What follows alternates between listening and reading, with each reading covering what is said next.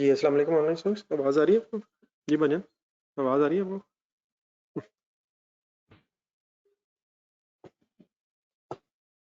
जी sir, सबसे पहले तो होमवर्क्स की बात कर लें यार। होमवर्क में सबसे पहले तो अपने कमेंट्स लिख रहे थे पेज नंबर 1214 पे। खुद से लिखें या देख के लिखें, कोई मसला नहीं, अगर देख के भी लिखें तो ठीक है। देन उसके बाद कीबोर्ड लिमिटेड पेज नंबर था 221। पेज नंबर 221 पे जो पार्ट ए था कीबोर्ड लिमिटेड, ये तो हो जाना चाहिए यार। ये online students,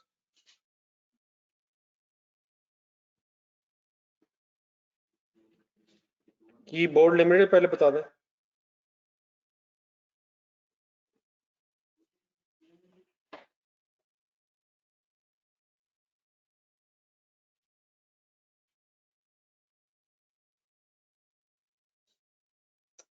kindly please page number 221 keyboard limited. तो बिल्कुल हसन हसन वाला जो क्वेश्चन था, जो पहला क्वेश्चन किया था तकरीबन वैसे ही था यार, है? उसी तरह की working capital requirements, liquidity ratio वही करना था। तो कीबोर्ड में तो नहीं कोई इशू।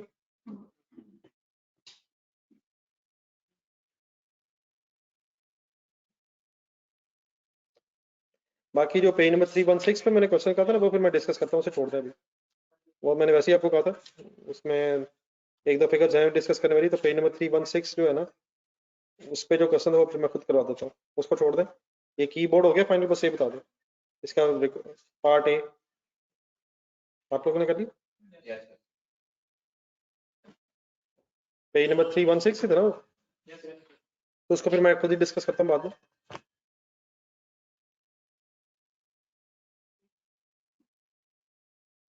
मीनवाइल आप लोग वापस आ जाइए, जो कल बूम लिमिटेड वाला क्वेश्चन हो रहा था पेज नंबर 219 पे। साथ साथ पढ़ना सर जी जरूरी है। होपफुली किया काम आप लोगों ने।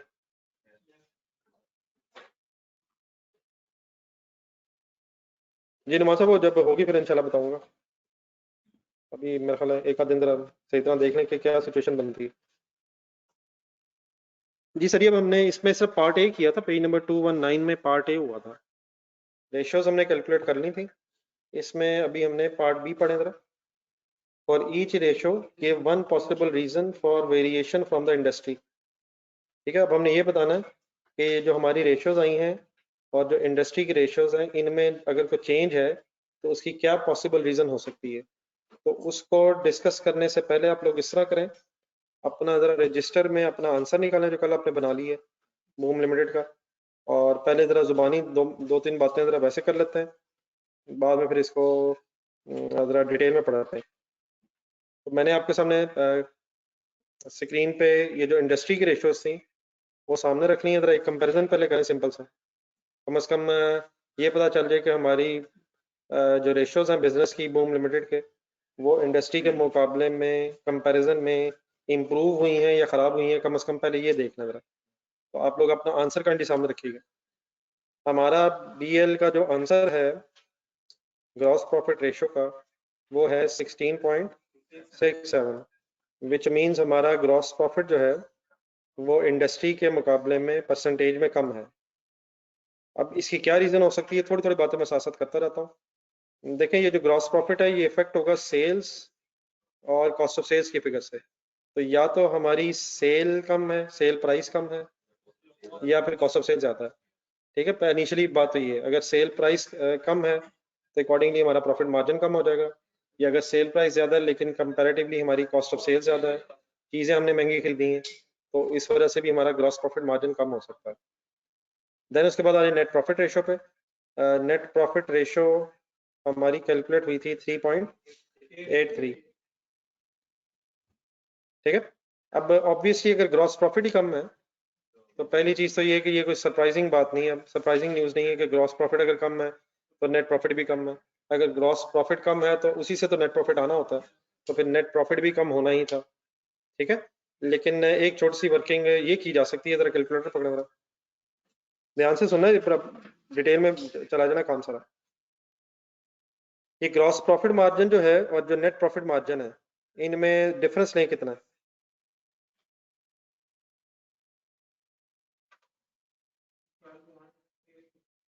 जी नहीं, इंडस्ट्री का पहले 23.5 और माइनस 15.8।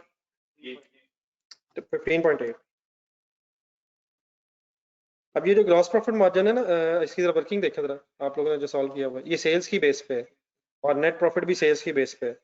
मतलब अब इस 15.8 का ये है कि ग्रॉस प्रॉफिट और नेट प्रॉफिट के दरमियान क्या चीज होती है, ये एक्सपेंसेस होते हैं, सेलिंग, एडमिन, फाइनेंशियल चार्जेस और टैक्स भी इन्वॉल्व है। ग्रॉस प्रॉफिट से लेके प्रॉफिट आफ्टर टैक्स तक, इसका मतलब हमारे जो ऑपरेटिंग एक्सपेंसेस हैं, इन शॉर्ट वर्ड्स, वो 15.8% ऑफ सेल्स है। अगर 23.5% ग्रॉस प्रॉफिट है और 7.7% नेट प्रॉफिट है, तो इंडस्ट्री के ऑपरेटिंग एक्सपेंसेस 15.8% ऑफ सेल्स थे। अब यही वर्किंग जरा इधर रिपीट करें जरा, 16.67 अगेंस्ट 12.84। हमारे इसका मतलब ऑपरेटिंग एक्सपेंसेस जो है वो सेल्स के एंगल से 12.84% है। तो इसका मतलब फिर ये पता चला यहाँ से कि हमारे ऑपरेटिंग एक्सपेंसेस कंपैरेटिवली ऑलरेडी कम है। मसला इसका मतलब ये है कि कॉस्ट ऑफ सेल्स या सेल्स में इशू है। हमारा ग्रॉस प्रॉफिट अगर बढ़ जाए तो प्रॉब्लम ऑपरेटिंग एक्सपेंसेस में नहीं है। ऑपरेटिंग एक्सपेंसेस हमारे ऑलरेडी इंडस्ट्री से कम है। मेजर हमारा मसला जो है वो ये है कि ग्रॉस प्रॉफिट कम है। ठीक है, एक जरा इनमें डिफरेंस लीजिएगा दोनों में जरा, 15.8% ऑफ इंडस्ट्री एक्सपेंसेस और 12.84% ऑफ बिजनेस एक्सपेंसेस। 2.96% हमारे ऑपरेटिंग एक्सपेंसेस इंडस्ट्री के मुकाबले में कम है। तो मैं बहुत सी इस वक्त बातें आपके सामने करूंगा, इसको लिखने की ऐसे जरूरत नहीं है, ये सारा लिखा हुआ आपके पास है, वो बाद में पढ़ लेंगे। ये वर्किंग्स भी हुई नहीं है, आप इनिशियली पहले जरा थोड़ी थोड़ी जरा अंडरस्टैंडिंग डेवलप कर लेंगे। ये मैंने एक सारी बात क्या की है, सबसे पहले मैंने कहा कि ग्रॉस प्रॉफिट रेशो कम है, जिसकी वजह हो सकती है कि हमारी सेल प्राइस कम है या कॉस्ट ऑफ सेल ज़्यादा है। अब अगर ग्रॉस प्रॉफिट कम है तो साथ ही हमने जब नेट प्रॉफिट का कंपैरिजन किया तो उसने तो कम होना ही था, लेकिन जब मैंने ऑपरेटिंग एक्सपेंसेस आपके सामने रखे हैं तो लग ये रहा है कि ऑपरेटिंग एक्सपेंसेस हमारे कम है, देयरफॉर नेट प्रॉफिट उतना कम नहीं है जितना शायद हो सकता था। अगर हमारे भी फॉर एग्जांपल ऑपरेटिंग एक्सपेंसेस 15.8% होते तो हमारा ग्रॉस प्रॉफिट तो 1% ही होना था। ठीक है, तो हमारे ऑपरेटिंग एक्सपेंसेस में प्रॉब्लम नहीं है। इसी तरह अगर हम सेल प्राइस बढ़ा लें या कॉस्ट ऑफ सेल कम कर लें तो हमारा प्रॉफिट इंडस्ट्री के मुकाबले पे आ जाएगा, और अगर ग्रॉस प्रॉफिट बढ़ा लेंगे हम तो ऑटोमेटिकली हमारे नेट प्रॉफिट में भी इजाफा हो जाएगा, क्योंकि ऑपरेटिंग एक्सपेंसेस ऑलरेडी इंडस्ट्री से कम है। ठीक है, समझ आती है? जो ऑनलाइन स्टूडेंट्स क्लियर होता है तो इसको अभी लिखने की जल्दी ना करें आप, सिर्फ बात समझने की कोशिश करिएगा। बाकी ये सब कुछ जो मैं लिख रहा हूँ आपके सामने, ये अभी आपको लिखा दिखाता हूँ कहाँ पे है। चलो आगे, देन एक अगला कंपैरिजन कर लें करंट रेशियो का। करंट रेशियो बताएं हमारी क्या आई थी, 1.5। इसका कंपैरिजन करेंगे जरा आप। इंडस्ट्री में 2.75 टाइम्स है, हमारी जो है 1.5 टाइम्स है। बताएं हायर द बेटर होती है लोअर द बेटर है? ये हायर बेटर होती है, तो इसका मतलब इंडस्ट्री के मुकाबले में हम भी खैर इतने बुरे हालात में नहीं है। 1.5 का मतलब है कि हर लाइबिलिटी के 1 रुपए के अगेंस्ट हमारे पास 1.5 रुपीज करंट एसेट्स अवेलेबल है, लेकिन इंडस्ट्री के मुकाबले में हमारी रेशो खराब है, और जो नॉर्म है 2 से उससे भी हम कम है।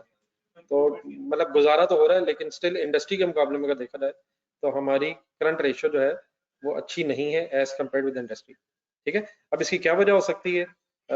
इसका भी एक तरीका ये होता है कि आप 1.5, ये जो इसका फार्मूला है करंट रेशो का, वो बताएं क्या है? हाँ जी, current assets divide by current liabilities. कल मैंने ये आपको बताया था कि अगर बेस ज्यादा हो जाए ना, डिवाइड जिसे आप कर रहे हो, डिनोमिनेटर ज्यादा हो जाए तो आपका फिर आंसर कम हो जाता है। तो या तो हमारे करंट एसेट्स कम होंगे या करंट लायबिलिटीज ज्यादा होंगी, तभी हमारा आंसर कम है। हमारा आंसर कम है ऑलरेडी, तो अगर हमारी लायबिलिटीज कम होती तो हमारा आंसर बढ़ जाना था। तो या तो हमारे करंट एसेट्स कम है या हमारी करंट लायबिलिटीज ज्यादा इंडस्ट्री के मुकाबले में। ठीक है, बात समझ आएगी? ये ऑनलाइन स्टूडेंट्स इन्वॉल्वमेंट रखिएगा, पता चलेगा कम से कम कि क्लास हो रही है।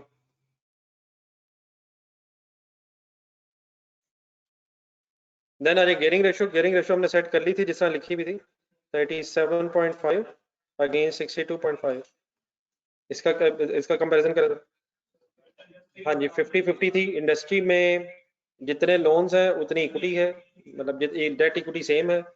हमारे डेट्स कम है, जो डेफिनेटली गियरिंग रेशो जो इस चीज का साइन है कि हमारी गियरिंग रेशो कम है, हमारी कंपनी लो गियर्ड कंपनी है। हमारे loans as compare with industry कम है, जो डेफिनेटली एक अच्छा साइन महसूस हो रहा है। चलो आगे। देन उसके बाद लिखा हुआ return on non current assets. हमारा रिटर्न कितना है जी? 21.33%। अब return on non current assets का फार्मूला देखें। हाँ जी, ये प्रॉफिट के बेस पे। अब क्योंकि बेटा हमारा ऑलरेडी प्रॉफिट कम है इंडस्ट्री के मुकाबले में, तो इस रेशो का भी कम होना कोई इतना मतलब सरप्राइजिंग नहीं है। अगर प्रॉफिट हमारा कम है तो फिर हमारा current return on non current asset as compared with industry, profit कम होने की वजह से अब प्रॉफिटेबिलिटी रेशियोज फिर हमारी कम ही होनी चाहिए असूलन। ठीक है, अगर हम प्रॉफिट बढ़ा लें तो ऑब्वियसली फिर प्रॉफिट बढ़ने से नेट प्रॉफिट रेशियो बढ़ जाएगा, तो इन रेशियोज ने भी ऑटोमेटिकली इफेक्ट होना। तो प्रॉफिटेबिलिटी क्योंकि हमारी कम है, इसलिए हमारा return on non current assets भी कंपैरेटिवली कम ही है। ठीक है, तो प्रॉफिटेबिलिटी में शायद हमारी कंपनी का मेन इशू है।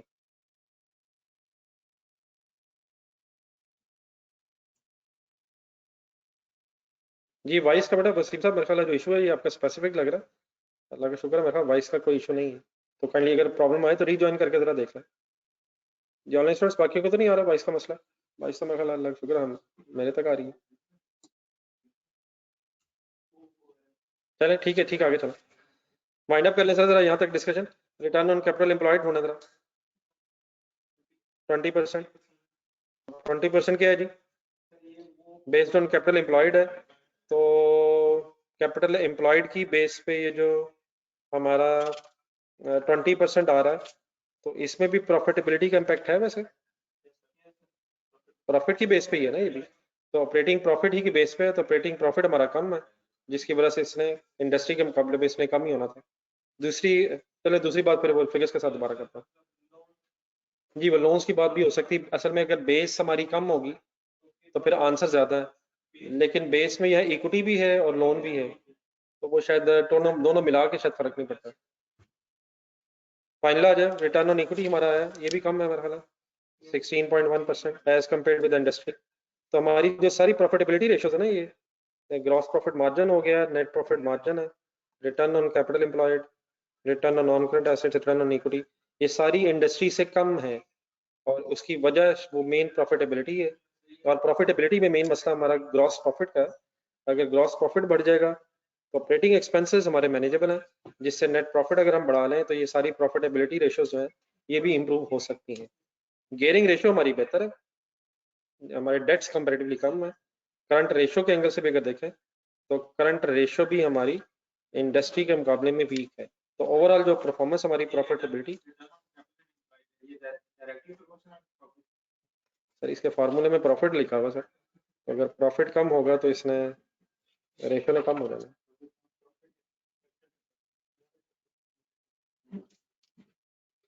ठीक है सर।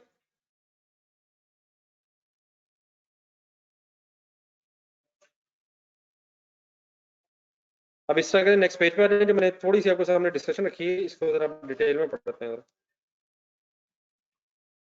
तो इस वक्त डेफिनेटली एक दो दिन हम ये करेंगे कि आपस में डिस्कस कर लिया करेंगे, फिर इसे पढ़ लिया करेंगे। पढ़ के मैं रिक्वेस्ट करूंगा कि इंडिविजुअली भी जाके पढ़ें, तो आहिस्ता आहिस्ता फिर इंशाल्लाह एक आध दिन बाद कोशिश करेंगे कि ज़रा थोड़ा सा ज़ुबानी लिखने की पोजीशन में भी आए। लेकिन इनिशियली काइंडली इसको पढ़ के अंडरस्टैंड करना भी मेरा ख्याल ज़रूरी है। ये प्रॉफिट ज़्यादा होगा तो डेफिनेटली प्रॉफिटेबिलिटी की परसेंटेज बढ़ जाएगी, और अगर प्रॉफिट कम होगा तो क्या ख्याल है? प्रॉफिट कम होगा तो प्रॉफिट की परसेंटेज बढ़ जाएगी, कम हो जाएगी? ठीक है साहब।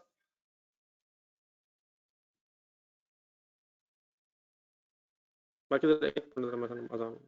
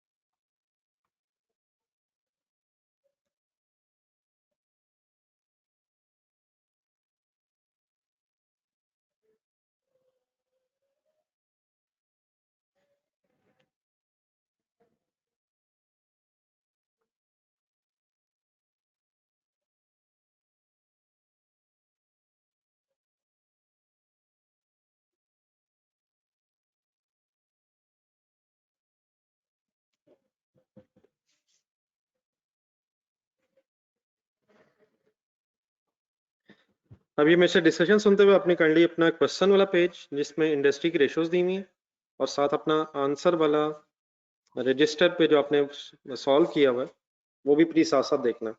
तो एक एक करके भी डिस्कस करते हैं। अच्छा, क्वेश्चन की रिक्वायरमेंट में था पेज नंबर 219 के एंड पे देखें कि एक एक रीजन बताएं, लेकिन आपको यहाँ रीजन ज्यादा लिखी नजर आया करेंगी। उसकी वजह शायद ये है कि अगर ज्यादा पढ़ेंगे तो थोड़ा सा जहन में रहेगा। तो यकीनन अगर एग्जामिनर ने एक रीजन कही तो आपको एक ही लिखनी चाहिए, अगर दो के तो दो लिखनी। लेकिन अगर यहाँ ज्यादा लिखी हो तो उसकी वजह सिर्फ ये है कि जरा कंप्रीहेंसिवली आपके जहन में चीजें आ जाए, ताकि कोई ना कोई अगर खुद से लिखना पड़े तो एक दो पॉइंट्स तो कम से कम जहन में है।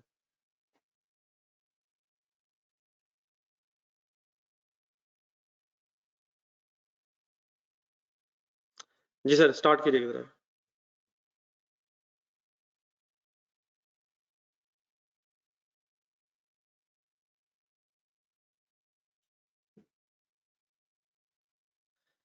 जी सर, सबसे पहले आ जाए gross profit margin. Is it lower than industry? Lower ही है ना सर। कितना है हमारा? 16.67, इंडस्ट्री का था 23.5। तो अब उसकी पॉसिबल रीजंस लिखी हुई हैं। देखिए, ये पॉसिबल रीजंस का ये मतलब है कि हमें नहीं पता एक्चुअल पिक्चर क्या है, वो तो एग्जामिनर बताएगा तो फिर ही है। तो हमने ये बताना है कि ये भी पॉसिबल है, हो सकता है ये हो गया हो सकता है ये हो गया हो। एग्जैक्टली तो हमें तभी पता चल सकता है कि हमें कोई एग्जामिनर इंडिकेशन दे या आप रियल लाइफ में कोई बिजनेस देखें। तो यहाँ पे जो भी चीजें लिखी हुई है एक अज्यूम्ड सॉर्ट ऑफ है कि हो सकता है इस चीज की वजह से या इस चीज की वजह से ये मसला हुआ हो। तो नंबर वन पढ़े जरा। Purchase of raw material at higher prices as compare to competitor, पहली वजह क्या हो सकती है? अब आपने फोकस सारा रखना सेल, कॉस्ट ऑफ सेल और ग्रॉस प्रॉफिट पे तरफ।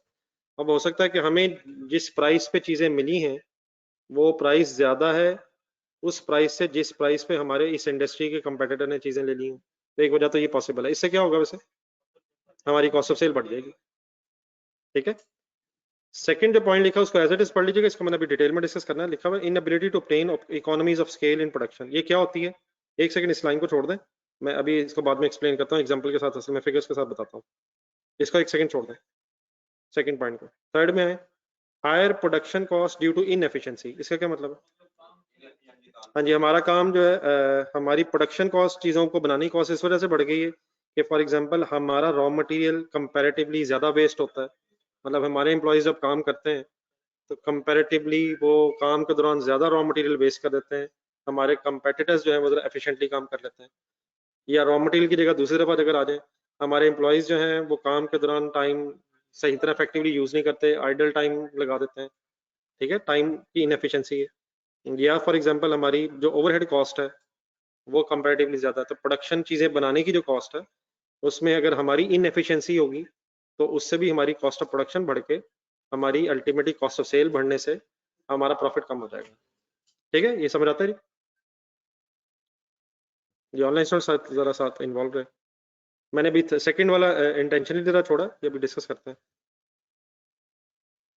तो नंबर वन क्या हो सकता है, थोड़ा सा अंडरलाइन कर लें। Raw material at higher price, मतलब मेन मेन कुछ वर्ड्स जरा। प्रोडक्शन इनएफिशिएंसी हो जाए। फिर नंबर थ्री, नंबर फोर बड़ा मतलब लॉजिकल सा है, वो कहता है हो सकता है ये भी हो कि हमने deliberately keeping selling prices lower. हमारा फॉर एग्जांपल कोई नया बिजनेस है और अभी हम मार्केट में एंटर हो रहे हैं, तो जिसकी वजह से हो सकता है हमने जानबूझ के अपनी प्राइसेस ज़रा कम रखी हो ताकि हमारी प्रोडक्ट्स की फिलहाल डिमांड बढ़ जाए। जब डिमांड बढ़ जाएगी लोग हमारी प्रोडक्ट से यूज हो जाएंगे, फिर हो सकता है हम प्लान कर रहे हो कि हम चीज़ों की प्राइस को बढ़ा देंगे। तो अगर लेकिन वक्ती तौर पे अपनी सेल प्राइस कम रखी होगी तो इससे भी आपका टेम्परेरी तौर पे ग्रॉस प्रॉफिट कम हो जाएगा। तो हो सकता है कि ना रॉ मटेरियल महंगा हमने लिया हो, ना हमारी इनएफिशिएंसी हो, लेकिन ये भी पॉसिबल है कि हमने जानबूझ के प्राइसेस कम रखी हुई हैं ताकि हम ज़रा मार्केट में अपना शेयर हासिल कर सकें। एक नया बिजनेस है, उसको अपने कस्टमर बनाने के लिए समटाइम्स अपने प्राइसेस डाउन रखनी पड़ती हैं कंपेटिटर से, ताकि लोग कम से कम प्राइस कम होने की वजह से उसकी चीज़ें खरीदना शुरू कर दें। ठीक है, तो बात समझ आ गई? बाला, ये चीज़ें ऐसे ना कोई रट्टा ना लग सकती हैं, लगने ना ही कुछ शायद लगेगा, लेकिन बार बार पढ़ने से कुछ ना कुछ जहन में रह जाएगा। Any confusion? तरीका लिखने का क्या है कि जिस रेशो की बात हो रही है ना उसी के अंदर अंदर है। तो सेल प्राइस की बात होगी है और कॉस्ट ऑफ सेल की बात होगी।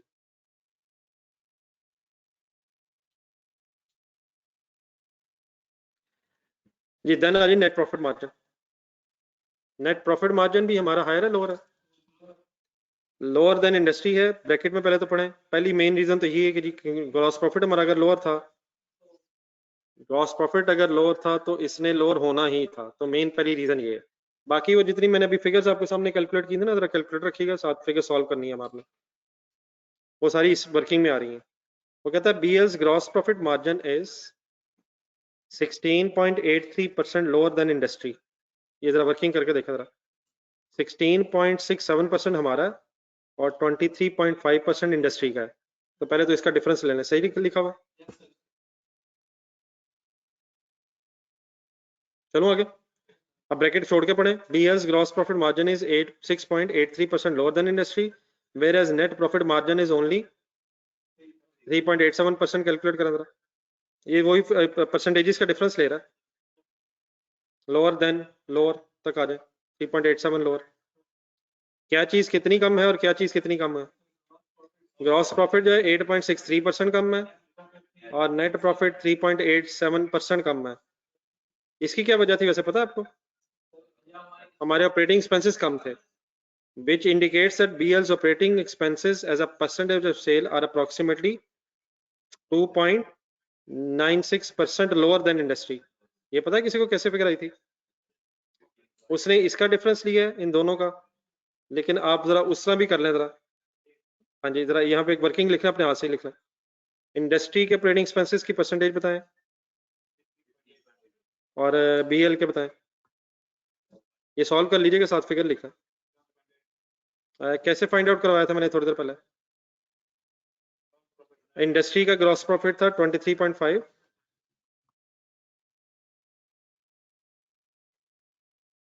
इंडस्ट्री का नेट प्रॉफिट रेशो थी 7.7। ठीक है, तो ऑपरेटिंग एक्सपेंसेस थे, एक मिनट करवा दें जरा, छोड़ दें, मेरे ख्याल कहीं गलत ही नहीं करना। 15.82। अब जरा BL की तरफ आ जाए। BL का ग्रॉस प्रॉफिट क्या है? 16.67। नेट प्रॉफिट क्या है? 3.83%। डिफरेंस क्या है? 12.84%। अब उसने जो है ना, उसने डिफरेंस नहीं है, मैं आप सिंपली इन दोनों का डिफरेंस लें ऑपरेटिंग एक्सपेंसेस का। हाँ, 2.98 शायद है, 98 96 है, चलो 98 कर लें, 2.98। तो ये इंक्रीज है या डिक्रीज है? BL हमारे ये लोअर है, लोअर ऑपरेटिंग एक्सपेंसेस है। आप इस तरह वर्किंग लिख लें,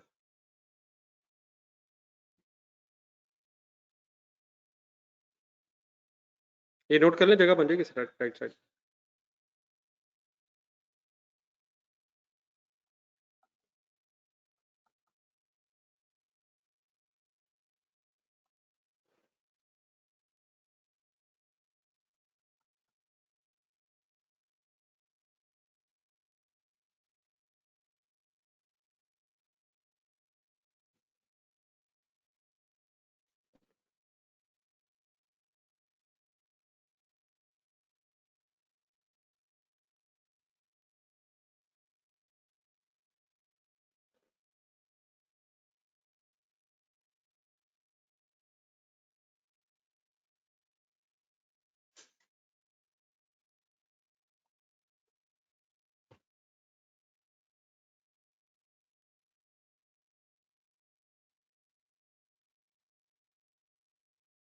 जी बेटा, वर्किंग समझ आ गई सबको?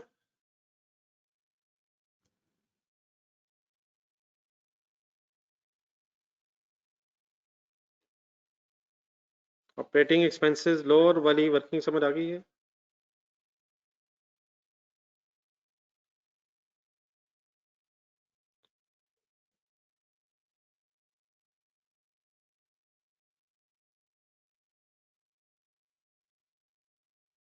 चलें यहीं से आगे शुरू कर लें, तो बच्चों ने नमाज के लिए मेरे ख्याल जाना, तो नमाज का टाइम हो रहा है।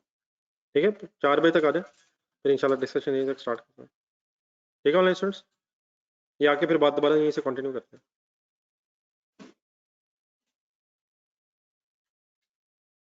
अल्लाह हाफ़िज़।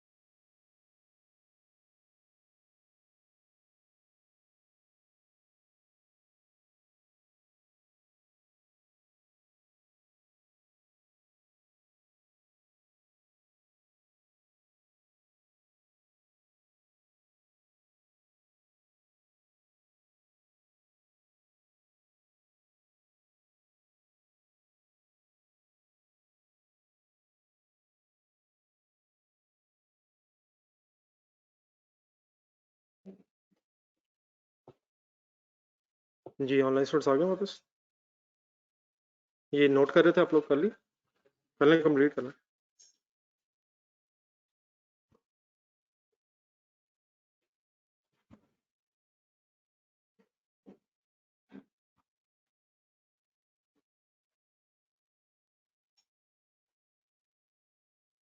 जी जब जरूरत पड़ेगी मैं बताता हूँ इंशाल्लाह।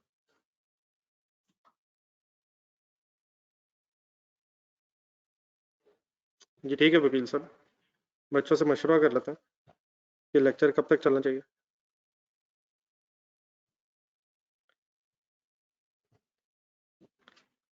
जी ये परसेंटेजेस लिख के काइंडली पूरा पैराग्राफ पढ़ें, बताएं सब में बात क्या हो रही है।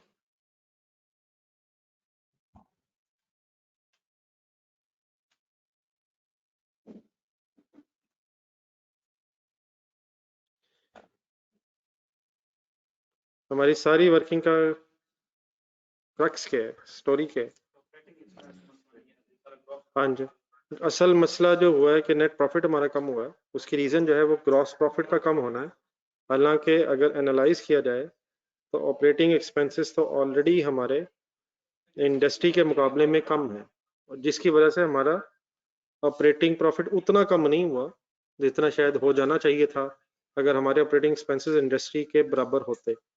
तो इसका मतलब ये हुआ कि अगर हम किसी तरह अपना ग्रॉस प्रॉफिट बढ़ा लें तो हमारा जो नेट प्रॉफिट है वो इंडस्ट्री के मुकाबले में कंपेटिटिव हो जाएगा, बढ़ जाएगा। ठीक है जी, पूरी बात समझ आ गई? ये मिटाना चाहता हूँ मैं, आप नोट कर लिए ये ऑनलाइन स्टूडेंट्स?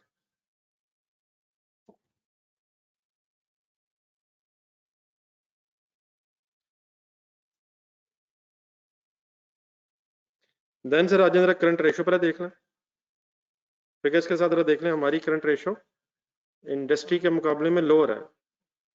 अब ये जरा कंसंट्रेशन से पढ़िएगा, जरा लोअर देन इंडस्ट्री है, लेकिन इससे लिखते हुए ना जरा उसने कंपेयर किया गेयरिंग से, तो जरा गौर से देखिएगा, जरा गेयरिंग रेशो भी साथ रखना जरा। क्या हमारी गेयरिंग रेशो कम है? नहीं हमारी गेयरिंग रेशो कम है, हमारी कम है, हमारी लो गेयरिंग कंपनी है। तो since gearing ratio is lower than industry so BL might have, अब आपने फार्मूला जेन में रखना है। और नंबर 1 कहता है obtained running finance as compared to long term financing by the entity by the industry। और से सुना, हमारी जो गेयरिंग रेशियो वो कम है, जिसका मतलब हमारे लॉन्ग टर्म लोन्स कम है। वो कहता है हमारे लॉन्ग टर्म लोन शायद इसलिए कम है क्योंकि हमने running finance means short term loan ज्यादा लिए हुए हैं। अब शॉर्ट टर्म लोन ज्यादा अगर लिए होंगे तो इसीलिए फिर हमारी करंट रेशियो कम हुई है।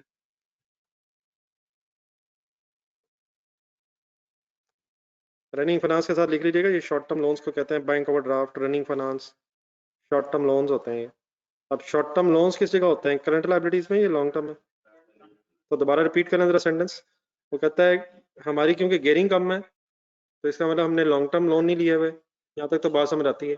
लेकिन वो कहता है फिर करंट रेशियो शायद इसलिए कम है क्योंकि हमारी शॉर्ट टर्म लोन ज्यादा होने की वजह से करंट लायबिलिटीज बढ़ने की वजह से, बेस बढ़ने की वजह से रेशियो कम हो गई। तो ये जरूरी नहीं कि हुआ ऐसे हुआ, लेकिन हो सकता है कैसे हुआ।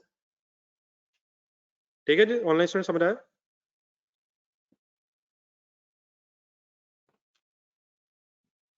सोचने का काम है जी। नेक्स्ट वो कहता है availed extended credit term from suppliers. मतलब इससे क्या होता है, extended credit terms from suppliers. Credit terms का मतलब होता है क्रेडिट पीरियड। वो कहता है हमने शायद एक्सटेंडेड क्रेडिट टर्म सप्लायर से ली हुई है, हमने ज्यादा दिन लिए हुए हैं सप्लायर से, क्रेडिटर से। उससे क्या होगा, हमारे क्रेडिटर्स बढ़ जाएंगे। ज्यादा दिनों के क्रेडिटर्स मींस क्रेडिटर्स का बैलेंस ज्यादा हो गया, तो ज्यादा दिनों का क्रेडिटर्स का बैलेंस होने का मतलब करंट लायबिलिटीज बढ़ गई। करंट लायबिलिटीज बढ़ने का मतलब बेस बढ़ गई करंट रेशो की, और देयरफॉर हमारी करंट रेशो कम हो गई। तब ये जो दो पॉइंट्स हुए हैं अभी 1 और 2 जो पढ़े हमने, ये करंट लायबिलिटीज के बढ़ने की रीजन बता रहा है। अच्छा अब यहाँ आपने ये नहीं ये इस तरह भी बात नहीं करनी, हमारी रेशो क्योंकि कम है तो हमने उस कम को ही एक्सप्लेन करना है। मतलब ये नहीं अभी हम कह सकते हैं जी कि हमारी करंट लायबिलिटीज कम होंगी तो इसलिए हमारी रेशो ज्यादा है। हमारी रेशो ज्यादा है ही नहीं है, हमारी जो रेशो कम है हमने बस उसका मीनिंग बताना है। तो एक वजह क्या हो सकती है, हमारी करंट लायबिलिटीज बढ़ने से रेशो कम हो गई है। अब दूसरी वजह क्या हो सकती है कि हमारे करंट एसेट्स कम है, तो करंट एसेट्स में क्या हो सकता है, डेटर्स हो सकते हैं, स्टॉक हो सकता है, कैश वगैरह हो सकता है। तो अब उसको ध्यान में रखेंगे तो अगला पढ़ेगा, वो कहता है लो इन्वेंट्री लेवल्स। अब लो इन्वेंट्री लेवल से क्या होना था, स्टॉक कम होने से करंट एसेट्स कम हो गए, और करंट एसेट्स के कम होने से करंट रेशियो कम हो गई। ठीक है, मतलब ऊपर वाली जो फिगर्स होती हैं जो फार्मूले के ऊपर है, अगर वो कम हो जाए तो रेशियो डिक्रीज हो जाएगी, और जब बेस है अगर वो बढ़ जाए तो उससे भी रेशियो कम हो जाती है। इतना तो सबको पता। सिमिलरली वगैरह shorter credit terms are given to debtors. इससे क्या होगा, शॉर्टर क्रेडिट टर्म्स, अगर डेटर्स को हमने कम पीरियड दिए तो उससे फिर डेटर्स का बैलेंस कम हो जाएगा, डेटर्स का बैलेंस कम होने से हमारे करंट एसेट्स कम हो जाएंगे। ठीक है, तो अगर आपके ज़हन में फार्मूला हो ना तो शायद उसी को अरेंज करके ऊपर नीचे अकॉर्डिंगली लिखा जा सकता है। ये ऑनलाइन स्टूडेंट्स ओके?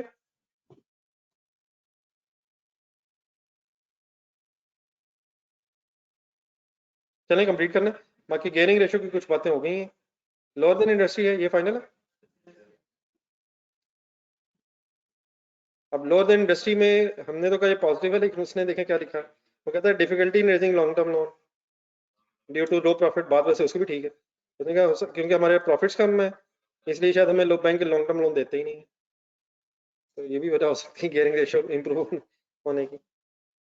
नंबर 2, वो कहते हैं हमने बैंकों से शॉर्ट टर्म लोन लिए हुए, या क्योंकि सप्लायर से ही हमने ज़्यादा टर्म्स लेनी है इसलिए शायद हमें लोन लेने की ज़रूरत नहीं पड़ती। देखिए, अगर हमें सप्लायर ही लंबा अरसे का क्रेडिट पीरियड दे दें तो इसका मतलब फिर ये होगा कि हम अपने जो पैसे हैं उन्हें ज़्यादा अरसे तक इस्तेमाल कर सकते हैं, तो हमें शायद फिर उधार लेने की ज़रूरत ही नहीं है।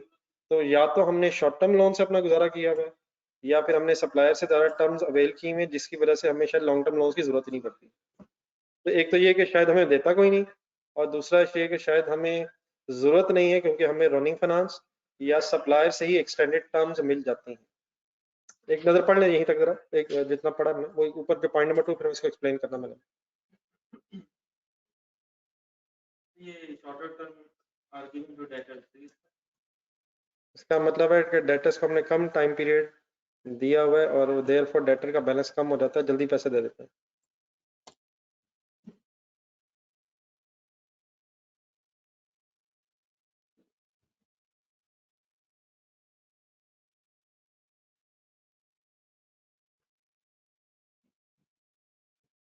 जी, करंट एसेट्स आप बेटा ज़्यादा नहीं होंगे, शॉर्टर क्रेडिट टर्म्स अगर हम डेटर्स को देंगे तो डेटर्स का बैलेंस कम हो जाएगा, तो डेटर्स का बैलेंस कम होने से फिर करंट एसेट्स कम हो जाएगा। अब आपके ज़हन में दूसरी चीज़ आई है, वो शायद कैश आया है, लेकिन कैश बेटा अगर आया होगा तो उसको हमने अपने एक्सपेंसेस में भी तो यूज़ किया होगा ना, तो कैश को एक्सपेंसेस में भी तो यूटिलाइज किया होगा। सिर्फ डेटर्स के एंगल से मैं बता रहा हूँ कि डेटर्स का अगर कम पीरियड होगा तो डेटर्स का बैलेंस कम होने से करंट एसेट्स में डेटर्स कम होने से करंट एसेट्स कम हो जाएगा।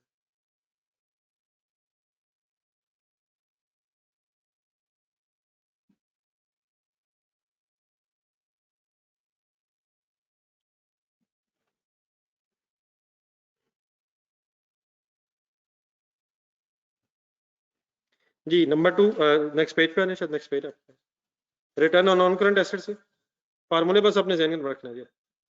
फार्मूला क्या है return on non current assets का, प्रॉफिट है और नॉन करंट एसेट्स है, तो या तो वैसे ये लोअर है या हायर है हमारी, लोअर है। अब लोअर की वजह क्या हो सकती है, फार्मूला ज़हन में लाया जरा, प्रॉफिट हमारे वैसे ही कम है, दूसरी वजह भी पढ़े, एक तो हो गया ना लो प्रॉफिट मार्जिन हमारे, दूसरा वो कहता है relatively newer current asset non current assets have higher carrying value, base बढ़ने से भी रेशो कम हो जाती है। वो कहता है एक वजह ये भी हो सकती है कि हमारा नया बिजनेस है और हमारे देयरफॉर नॉन करंट एसेट्स नए हैं, और अगर नॉन करंट एसेट्स नए हैं तो उनकी डब्ल्यूडीबीज वो बाकी इंडस्ट्री की एसेट्स की डब्ल्यूडीबी से ज्यादा होने की वजह से हमारी बेस बढ़ गई है। इंडस्ट्री में पुराना बिजनेस चल रहा है तो एसेट्स पुराने हो गए हुए हैं, देयरफॉर उनकी कैरिंग अमाउंट्स कम हो गई हैं, कैरिंग अमाउंट्स उनकी कम होने से नॉन करंट एसेट्स की देयरफॉर उनकी बेस कम है, देयरफॉर उनके प्रॉफिट परसेंटेज ज्यादा है। हमारे नए एसेट्स हैं और हमारे नए एसेट्स होने की वजह से हमारे एसेट्स की डब्ल्यूडीबी कंपैरेटिवली ज्यादा होने की वजह से बेस बढ़ गई है, जिसकी वजह से भी रेशो कम हो गई है। तो प्रॉफिट तो हमारे वैसे ही कम है, और सेकेंडली एक रीजन हो सकती है कि हमारे एसेट्स नए होने की वजह से बेस बढ़ गई। तो तरीका आई होप कि कुछ समझ आ रहा होगा कि रेशो ही को सामने जहन में रखा जाए और अकॉर्डिंगली एडजस्टमेंट की जाए। कंप्लीट कर लेंगे, बाकी दोनों ऐसे ही शायद। Return on capital employed, lower profit margins, high share holders equity. अच्छा, यहाँ उसने लॉन्ग टर्म लोन्स की बात क्यों नहीं की? क्योंकि वो पता ही, वो तो हमें पता है कि पहले ही कम है, हमारी इक्विटी ज्यादा है, तो इक्विटी ज्यादा होने की वजह से भी हमारी बेस बढ़ गई है। लोन ज्यादा नहीं, हमारे इक्विटी ज्यादा। देन आ जाए फाइनली रिटर्न ऑन इक्विटी, और रिटर्न इक्विटी में आ गया प्रॉफिट रेशियो। असल में तो इशू वही था कि हमारा प्रॉफिट मार्जिन कम है, लेकिन ये भी हो सकता है कि बेस ज्यादा हो, तो या बेस बढ़ने से या प्रॉफिटेबिलिटी कम होने से अल्टीमेटली हमारी रेशो चेंज हो जाएगी, रेशो कम हो जाएगी। जी ठीक है बेटा। अब कहानी जरा पिछले पेज पर आ रहे हैं, वो इकोनॉमीज ऑफ स्केल वाला जो पॉइंट था वो कर लेते हैं। जी न्यू लोन्स तो सुल्तान साहब ने हमने लिए नहीं हुए, हमारे तो लोन्स ऑलरेडी इंडस्ट्री के मुकाबले में कम है। इंडस्ट्री के मुकाबले में लोन्स तो ऑलरेडी हमारे कम है, इसलिए तो हमारी गियरिंग रेशो कम है, 37 है और 50 है, तो लोन्स हमारे ऑलरेडी कम है। देन चलिए जरा इकोनॉमीज ऑफ स्केल को जरा समझ लीजिएगा, ये फिर मैं पहले लिख दूं फिर मैं आपको बताता हूँ ये अपने नोट कहाँ करना है। इकोनॉमीज ऑफ स्केल का कॉन्सेप्ट क्या है?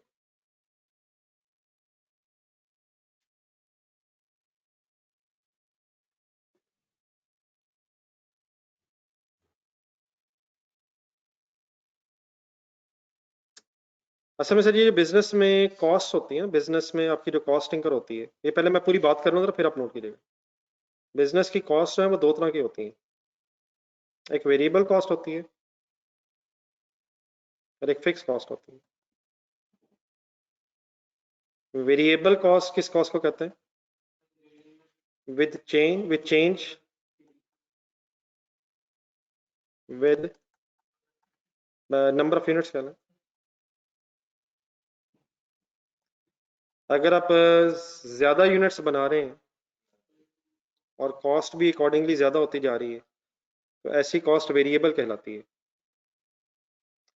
मसलन अगर आप चीजें बना रहे हैं, तो फॉर एग्जांपल जो रॉ मटेरियल कॉस्ट है, ये समझेंगे रॉ मटेरियल का मतलब पता है सबको? जो चीज़ों को बनाने में मटेरियल इस्तेमाल होता है, रॉ मटेरियल कॉस्ट है या लेबर कॉस्ट है। वैसे दो एग्जांपल्स आपके लिए काफ़ी हैं, बाकी जो कॉस्ट वाले हैं उनको इससे ज़्यादा भी पता है, लेकिन इतना सफिशिएंट है FA1 में आपके लिए। तो एक ऐसी कॉस्ट जो नंबर ऑफ यूनिट्स के साथ चेंज हो जाए उसे कहते हैं वेरिएबल, और फिक्स किसे कहते हैं? Which do not change. हाँ जी, वो बाकी बातें मैं बताता हूँ जितनी ज़रूरत है। Which do not change with activity level, which do not change with number of units.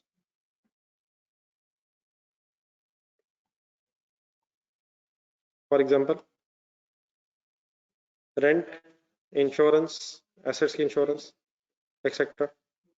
Rent का तो सबको आइडिया है ना, अगर फैक्ट्री आपकी रेंट पे है तो जो रेंट होता है वो इस चीज़ पे डिपेंडेंट नहीं होता कि आप ज़्यादा यूनिट्स बनाएंगे तो रेंट बढ़ जाएगा। वो एक टाइम पीरियड का रेंट होता है, मंथली हो गया, एनुअली हो गया, क्वार्टरली हो गया। तो ऐसी कॉस्ट जो नंबर ऑफ यूनिट्स के कम ज़्यादा होने से चेंज ना हो, उसे फिक्स कॉस्ट कहते हैं। ठीक है, इतना पता है? मैं ऑनलाइन से स्टूडेंट से पूछ रहा हूँ।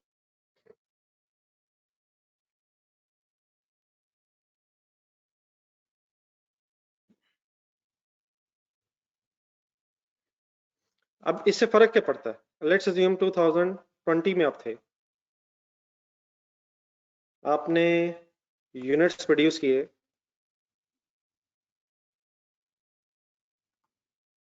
सपोज 1 लाख।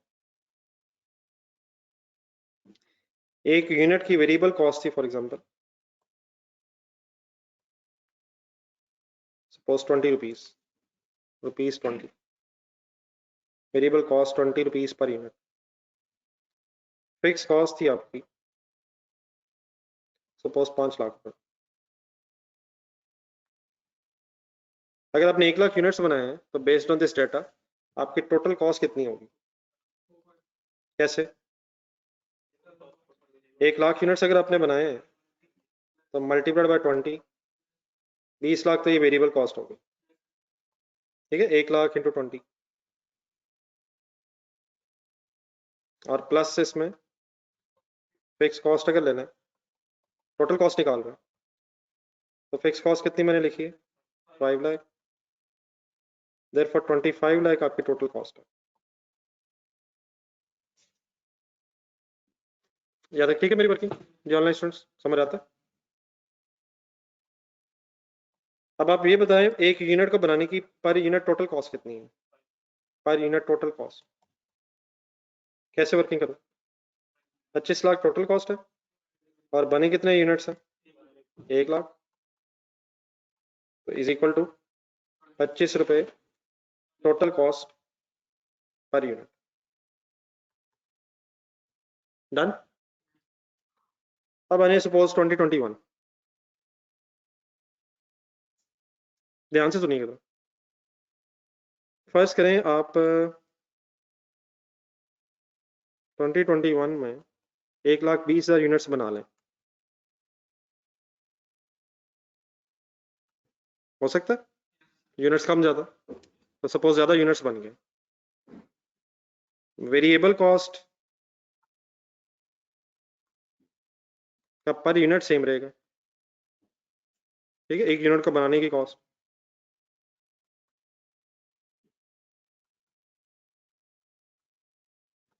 और फिक्स कॉस्ट अगर ना पता हो तो कॉस्ट सेम रहती है, बाकी इन्फ्लेशन वगैरह जरूर होती है, लेकिन एक सेकंड उसे इग्नोर कर दो। ठीक है, यहां तक मैंने क्या सिर्फ चेंज किया data, number of units increase कर दी। अगर नंबर ऑफ यूनिट्स ज्यादा हो जाएं तो उससे क्या फर्क पड़ता है? आप बताइएगा टोटल कॉस्ट कितनी है? कैसे? 1,20,000 मल्टीप्लाइड बाय 20 पर यूनिट, ये जो वेरिएबल कॉस्ट थी, ये हो जाएगा आंसर 24 लाख। सॉल्व कीजिएगा। ऑनलाइन स्टूडेंट साथ है? फिक्स कॉस्ट भी चेंज होगी यूनिट्स के बढ़ने से, उसका टोटल सेम रहेगा 5 लाख। रेंट अगर है तब इसको सम करेंगे अब तो ये 29 लाख बनता है टोटल कॉस्ट।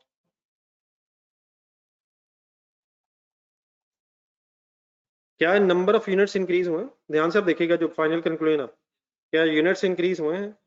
यूनिट्स इंक्रीज होने से कॉस्ट भी इंक्रीज हुई है, 25 लाख से 29 लाख फाइनली कॉस्ट बनी है, लेकिन याद रख पर यूनिट की वर्किंग करवाएंगे।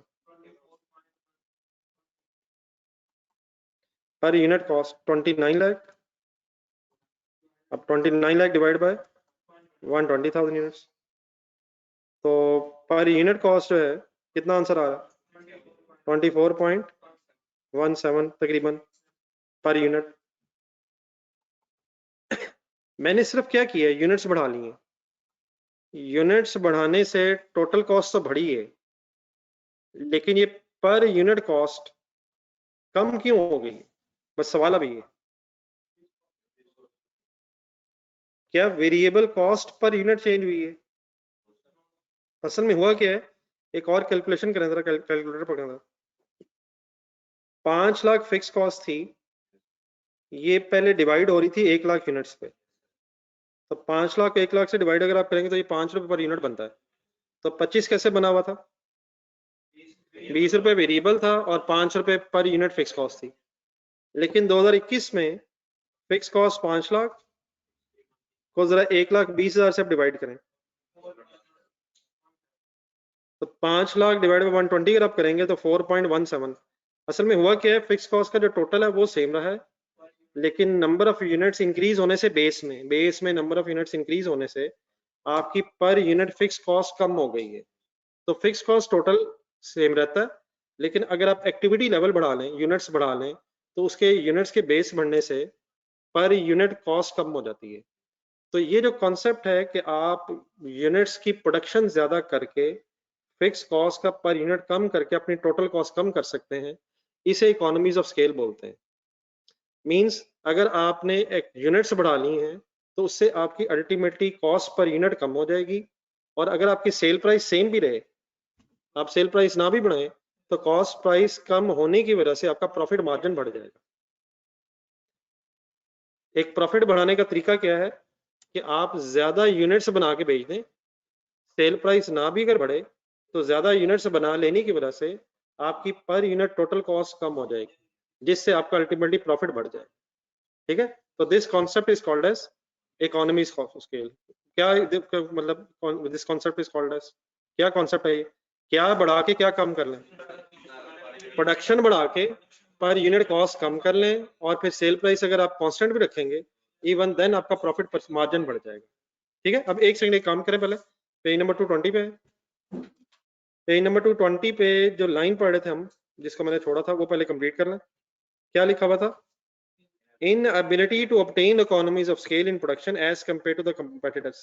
Inability के साथ शुरू करें, मतलब हम शायद अनएबल रहे हैं कि हम अपनी प्रोडक्शन नहीं बढ़ा सके, देयरफॉर हमारी पर यूनिट कॉस्ट शायद ज्यादा है, और हमारे कंपेटिटर्स ने शायद इकोनॉमीज ऑफ स्केल को अचीव कर लिया है, प्रोडक्शन बढ़ा के उन्होंने पर यूनिट कॉस्ट कम कर ली। ठीक है, अब आप इस तरह करें, ये जरा थोड़ी सी जो चीजें हैं ये सारी नोट कर लें, लेकिन पेज नंबर 221 पे ज्यादा जगह बन जाएगी मेरे को ऊपर स्टार्ट में, इधर ही कहीं लिख लीजिएगा, ताकि दोबारा अगर कभी नजर पड़े, या वैसे 7 बन जाएगी जगह, नहीं 7 थोड़ी है मेरे ख्याल में। पूरा एक्सप्लेन कर लीजिएगा 2 साल।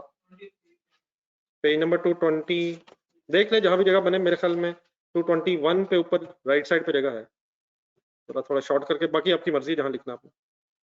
ये ऑनलाइन स्टूडेंट्स, आप लोगों को कॉन्सेप्ट समझ आ गया? प्रोडक्शन बढ़ा के पर यूनिट कॉस्ट कम हो जाती है, जिससे फिर सेल प्राइस अगर सेम भी रहे तो प्रॉफिटेबिलिटी बढ़ जाती है। तो इस कॉन्सेप्ट को बोलते हैं इकोनॉमीज ऑफ स्केल। बाकी आप काइंडली नोट कर लें, अगर कोई कंफ्यूजन रहेगी या तो फिर इंशाल्लाह दोबारा डिस्कस कर लेते हैं।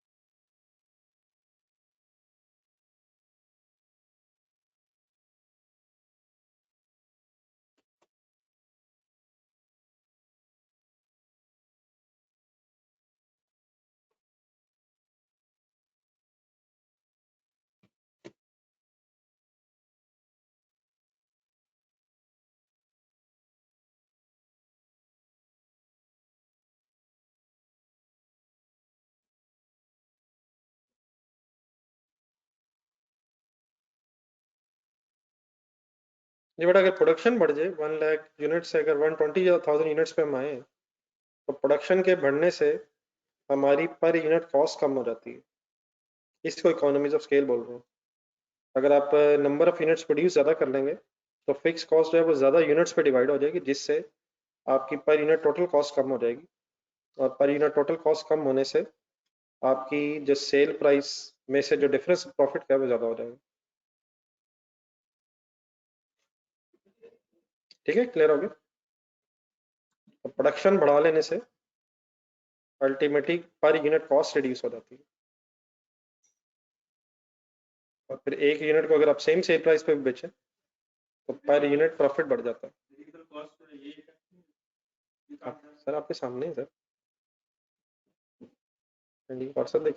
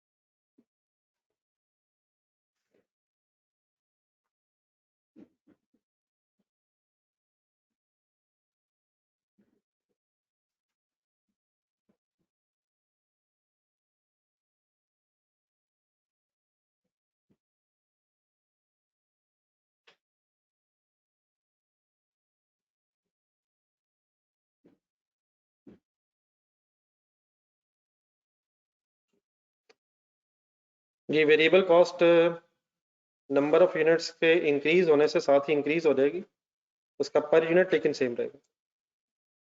वेरिएबल कॉस्ट का पर यूनिट सेम रहेगा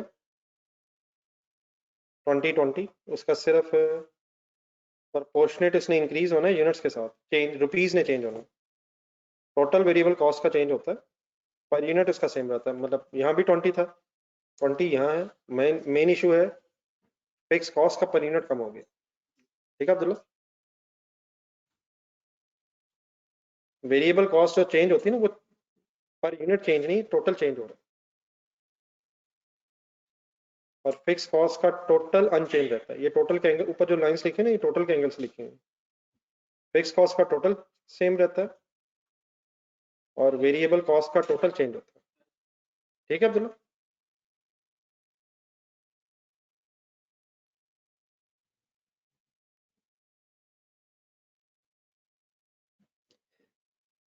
देन सर जी सबसे पहले आज का होमवर्क लिख लें, पेज नंबर 220। और काइंडली छोटी छोटी चीज़ों को ना साथ साथ सीरियस अगर लिया जाए तो फिर ही बात बनती है।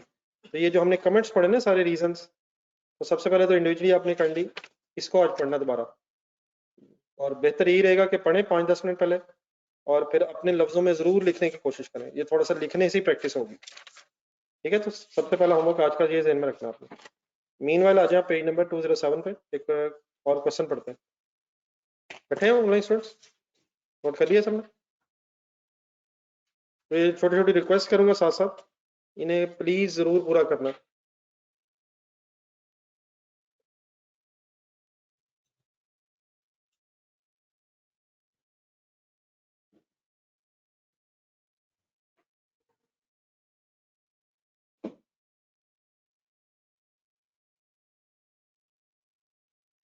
जी ये जो अभी हमने बेटा कमेंट्स पढ़े इसी को मैंने होमवर्क पाया।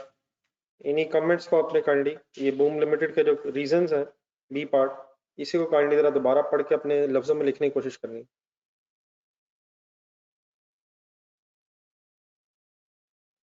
देन सर जी आ रहे पेज नंबर 207, क्वेश्चन नंबर 2 पढ़ना शुरू करें। क्वेश्चंस दो तरह के आते हैं। नंबर 1 रेशियोज की कैलकुलेशन है, नंबर 2 उसकी इंटरप्रिटेशन है। तो दोनों चीजें इक्वली इंपॉर्टेंट है। थोड़ा सा जरा ये इंटरप्रिटेशन वाला जो मामला है ये जरा ज्यादा शायद टाइम लगता है इसे समझने में। तो आज जरा एक और इंटरप्रिटेशन के पहले सवाल करें।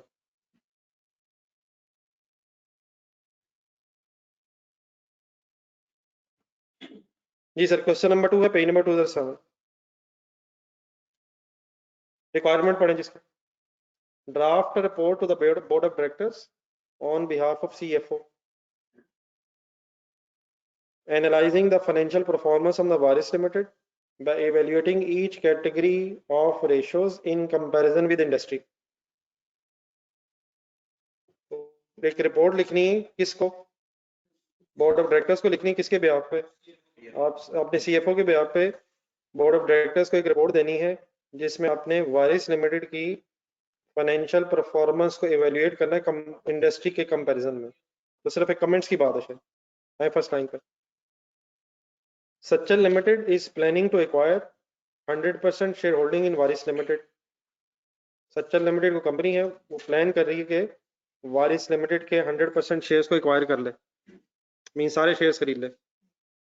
Before submission of financial proposal SL is carrying out an analysis of the Varis Limited's financial and operating performance। अब डेफिनेटली अगर आपने किसी और कंपनी को टेक ओवर करना है तो इस डिसीजन से पहले आप देखेंगे कि जिस कंपनी के आप शेयर खरीदने लगे उसके फाइनेंशियल परफॉर्मेंस कैसी है, उसकी एग्जिस्टिंग रेशियोज कैसी हैं। The CFO of the SL has gathered the following information which is based on the financial statements for the year ended 31st December 2010। जी जरा स्टोरी बता दें। आपने किस कंपनी के CFO के बिहाफ पे रिपोर्ट बनानी है? नहीं, पहले जरा पढ़ लें जरा। सच्चल लिमिटेड एक कंपनी है जो वारिस लिमिटेड को एक्वायर करना चाह रही है। तो एक प्रपोजल सबमिट हो रही है तो जिसमें SL जो है वो वारिस लिमिटेड की फाइनेंशियल परफॉर्मेंस का एक एनालिसिस कर रही है। तो CFO जो है SL का, उसने कुछ इंफॉर्मेशन इकट्ठी की है financial statements for the year ended 31 December 2010 Waris limited की। नीचे जरा फर्दर देख लो जरा, डिस्क्रिप्शन है, फिर सेकंड नेक्स्ट कॉलम में WL's रेशियो है। WL कौन है? वारिस लिमिटेड की रेशियोज हैं। और फिर उसके बाद इंडस्ट्री रेशियोज में 3 तरीके से उसने बताई हैं, हाई, लो और एवरेज। क्या मतलब? नहीं मतलब इंडस्ट्री में अब बहुत सी कंपनीज होंगी, तो इंडस्ट्री में हाईएस्ट रेशियो क्या है, लोएस्ट क्या है और एवरेज क्या है, ये उसने बताया। वारिस लिमिटेड की रेशियोज बताई हुई फर्स्ट कॉलम में, और बाद में फिर इंडस्ट्री की एक रेशियो बताने की बजाय इंडस्ट्री में उसने हाईएस्ट, लोएस्ट और एवरेज के एंगल से इंडस्ट्री में बताया। मींस फॉर एग्जांपल इंडस्ट्री में कोई ऐसी कंपनी होगी जिसकी रेशियो हाईएस्ट है, कोई ऐसी कंपनी होगी जिसकी लोएस्ट है, और फिर शायद एक बीच में उसने एवरेज लेके भी आपको बताया। तो अब एक एक करके पढ़ना, मेन वही है, फार्मूला ज़हन में आना चाहिए। ऑपरेटिंग परफॉर्मेंस रेशियोज में सबसे पहले आ रहा है ग्रॉस प्रॉफिट। वारिस का कितने परसेंट है? 29%। इंडस्ट्री में सबसे बेस्ट किसका है? सबसे बेस्ट कौन सी रेशियो है? 80% ही है ना, ठीक है। तो इसका मतलब ये हुआ कि ग्रॉस प्रॉफिट रेशियो अगर देखी जाए तो अल्हम्दुलिल्लाह कोई इशू वाली बात नहीं है, एवरेज से ऊपर है और क्लोज टू हाईएस्ट है। It means gross profit percentage में तो कोई इशू नहीं है। क्या ख्याल है? तकरीबन हाईएस्ट के नजदीक है वारिस लिमिटेड। डन है। लेकिन ऑपरेटिंग प्रॉफिट में आया जरा, तो वारिस लिमिटेड का ऑपरेटिंग प्रॉफिट है 11%, ऐसे ही। इंडस्ट्री में हाईएस्ट कितना है? 15%, लोएस्ट कितना है और एवरेज कितना है? तो ऑपरेटिंग प्रॉफिट में हम बस लो से थोड़ा सा ही ऊपर है, एवरेज से नीचे है, लो के नजदीक है, हाई से तो बहुत दूर है। तो अब यहाँ क्या मसला हो सकता है? फिर अभी थोड़ी देर पहले बात हुई है, यहाँ अब ऑपरेटिंग एक्सपेंसेस का मसला लग रहा है। ग्रॉस प्रॉफिट तो इंडस्ट्री के मुकाबले में सेम ही जा रहा है तकरीबन, लेकिन लगता है कि अब मेजर मसला है ऑपरेटिंग एक्सपेंसेस वारिस लिमिटेड के ज्यादा हैं as compare with the industry, ठीक है। तो अगर किसे कंट्रोल कर लिया जाए इस केस में तो शायद प्रॉफिट बढ़ाया जा सकता है। ऑपरेटिंग एक्सपेंसेस को अगर कंट्रोल किया जाएगा तो फिर प्रॉफिटेबिलिटी बढ़ाई जा सकती है, ठीक है। अल्टीमेटली नेट प्रॉफिट बढ़ाया जा सकता है, ऑपरेटिंग प्रॉफिट। ये ठीक है ऑनलाइन स्टूडेंट्स? तो तकरीबन वैसे हम क्लोज टू लोएस्ट ही हैं।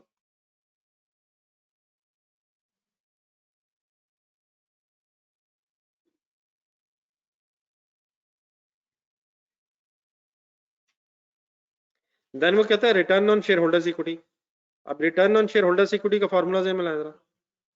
हाँ जी, ये ऑपरेटिंग प्रॉफिट की बेस पे ही है, profit before interest and tax. अब क्योंकि हमारा ऑपरेटिंग प्रॉफिट कम है इसलिए शायद ये कोई ज्यादा सरप्राइजिंग चीज नहीं है कि हमारी जो return on share holders equity की परसेंटेज है वो एवरेज से भी नीचे गई हुई है। हाँ जी, प्रॉफिट, लेकिन ऑपरेटिंग प्रॉफिट अगर कम होगा तो अल्टीमेटली प्रॉफिट आफ्टर टैक्स भी कम होगा। सही है वैसे आपकी बात।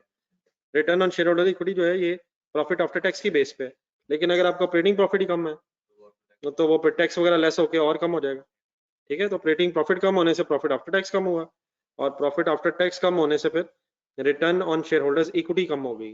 लेकिन ऑल्टरनेटिव भी ये भी हो सकता है कि हमारी इक्विटी ज्यादा हो, प्रॉफिट भी कम है और इक्विटी की बेस भी हो सकता है कंपैरेटिवली, मतलब ज्यादा शेयर्स इशू किए हो हमने। तो दोनों पॉसिबल रीजंस हो सकती हैं, प्रॉफिटेबिलिटी भी और अपोजिट साइड पे इक्विटी का बढ़ना भी। अब आई होप के बात आहिस्ता से आगे बढ़ी है। देन आ जाए वर्किंग कैपिटल रेशियोज में, उसमें करंट रेशियो बताएं जी 1.54, एवरेज से ऊपर है, हाईएस्ट से नीचे है, एवरेज से ऊपर है, इंप्रूवमेंट की गुंजाइश मौजूद है। क्या ख्याल है?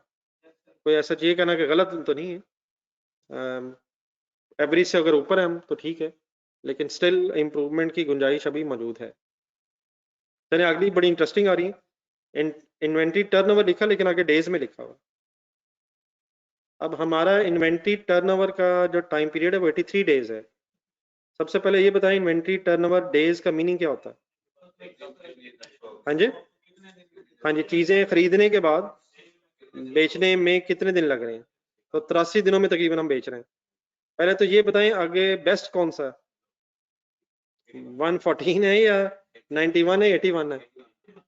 इसमें हायर द बेटर होता है या लोअर द बेटर होता है इन्वेंट्री टर्नओवर में? जल्दी चीजें बिकनी चाहिए, लेट बिकनी चाहिए? तो इसमें अब ये जो हाई लिखा हुआ ये वर्स्ट है शायद, तो बेस्ट कौन सा है? 81 डेज, सोच लें जरा, ठीक है। तो अब हमें अपना कंपैरिजन जो है वो 81 के अगेंस्ट देखना चाहिए। ठीक है, और अल्हम्दुलिल्लाह हम बेस्ट के नजदीक हैं। अब यहाँ लोएस्ट बेस्ट है या हाईएस्ट बेस्ट है? ये कब से कब तक के दिन होते हैं? खरीदने से बेचने तक। तो हमारे 83 डेज जो हैं वो तकरीबन इंडस्ट्री के बेस्ट मींस 81 डेज के बराबर ही तकरीबन है। अल्हम्दुलिल्लाह एवरेज से काफी आगे हैं हम। ठीक है, आगे ही हैं, आगे ही हैं, आगे इन सेंस अच्छी साइड पे आगे हैं, अच्छी तरफ जा रहे हैं। तो चीजें बेचने में इशू नहीं है। ठीक है, आगे चलें। रिसीवेबल कलेक्शन पीरियड हमारा 93 डेज है। ये क्या होता है? अब बेचने से लेके पैसे मिलने तक 83 डेज लग जाते हैं। अब आए, ये इसमें बताएं बेस्ट कौन सा? अब हायर द बेटर है रिसीवेबल कलेक्शन या लोअर द बेटर है? ये भी लोअर द बेटर है। लोअर द बेटर मींस जब ऐसे जल्दी मिलने चाहिए, तो इसमें भी बेस्ट ये जो है लोएस्ट वाला बेस्ट है। ये समझ आ रही है? प्लीज, लोएस्ट बेस्ट बना रहा हूं मैं। तो 93 डेज अब जो है वो हाईएस्ट मींस वर्स्ट के नजदीक है हम। चीजें बेचने के हवाले से तो हम ठीक हैं, लेकिन शायद चीजें हम बेच तो देते हैं, लेकिन लोग इसी कंडीशन में लेते हैं कि पैसे अपनी मर्जी से ही देंगे। चीजें बिक तो रही हैं, लेकिन पैसे लेट मिल रहे हैं, और वो भी तकरीबन 1 महीने से भी ज्यादा का डिफरेंस है। 60 अगर बेस्ट है तो 93 33 डेज राउंड है। ठीक है, तो प्रॉब्लम शायद किस जगह नहीं है और किस जगह है? चीजें बेचने में इशू नहीं है, लेकिन कलेक्शन में प्रॉब्लम है। ठीक है, या इस तरह कह लें, लोग चीजें खरीदते भी हमसे इसी कंडीशन पे हैं कि हम लंबा अरसा पीरियड देंगे, उन्हें टाइम पीरियड ज्यादा देंगे, क्रेडिट हम ज्यादा देंगे, तभी शायद वो परचेज कर रहे हैं। लेकिन प्रॉब्लम कैश कलेक्शन में बरल है। जी ऑनलाइन स्टूडेंट्स ठीक है यहाँ तक? माना ये क्लियर है कि इसमें बेस्ट मैं लोएस्ट को कह रहा हूँ दोनों केसेस में, लोअर द बेटर। आगे चलें, डेट इक्विटी रेशियो गौर से देखें। 55 45। अच्छा, आगे परसेंटेजेस में भी सॉल्व हुई हुई है डेट इक्विटी रेशियो। एक तो है ना वो कैपिटल एम्प्लॉयड की बेस पे। एक मिनट कैलकुलेटर पकड़ना था। 55 डिवाइड बाय 45 इंटू 100 करना था।